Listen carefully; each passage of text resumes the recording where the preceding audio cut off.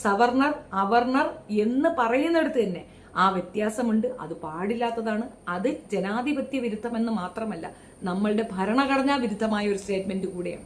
ഭരണഘടന എന്തെന്നറിയാത്ത ഒരു സമൂഹം, സത്യം പറഞ്ഞാൽ അങ്ങനൊരു പൗരനുണ്ടെങ്കിൽ അത് തന്നെ ഈ നാടിന്റെ ഏറ്റവും വലിയ അപജയമാണ്. ആദ്യം നമ്മൾ സ്കൂളുകളിൽ പഠിപ്പിക്കേണ്ടത് ഭരണഘടനയാണെന്നാണ് എനിക്ക് പറയാനുള്ളത്. ജനാധിപത്യ ബോധമില്ലാത്ത പൗരൻ, അത്രയേ ഉള്ളൂ. ജനാധിപത്യ രാജ്യത്തിരുന്നുകൊണ്ട് ഭരണഘടനാ വിരുദ്ധമായ സ്റ്റേറ്റ്മെന്റ് പറയാൻ നാണമില്ലടാ നിനക്ക്. നിന്നെ തൂക്കി തലയെ വെച്ചത് കൊണ്ട് നീ ഗോവിന്ദച്ചാമിയെ വിളിച്ച് നിന്റെ ഉമ്മച്ചിയെ കെട്ടിച്ചു കൊടുക്കോ? ഇല്ലല്ലോ. അവൻ എന്ത് ചെയ്തു എന്നതിനെ ബേസ് ചെയ്തില്ലേ നമ്മൾ അവരെ നീക്കി നിർത്തുന്നത്. അങ്ങനെയുള്ള വ്യക്തിത്വങ്ങളെ നീക്കി തന്നെ നിർത്തണം. മനുഷ്യനെ വർണ്ണത്തിന്റെ പേരിൽ, ജാതിയുടെ പേരിൽ നീക്കി നിർത്തുന്നുണ്ടെങ്കിൽ അവനെ 7 അയലത്ത് കയറ്റരുത്. പട്ടിക്ക് വെള്ളം കൊടുത്താൽ അവന് വെള്ളം കൊടുക്കരുതെന്നാണ് എൻ്റെ അഭിപ്രായം. സോറി, പട്ടി അതിനോട് ഉപയോഗിച്ചാൽ ശരിയാവത്തില്ല. എന്നാലും എനിക്കിപ്പോൾ പറയാൻ തോന്നി, അതായതുകൊണ്ട് അത് പറയുന്നു.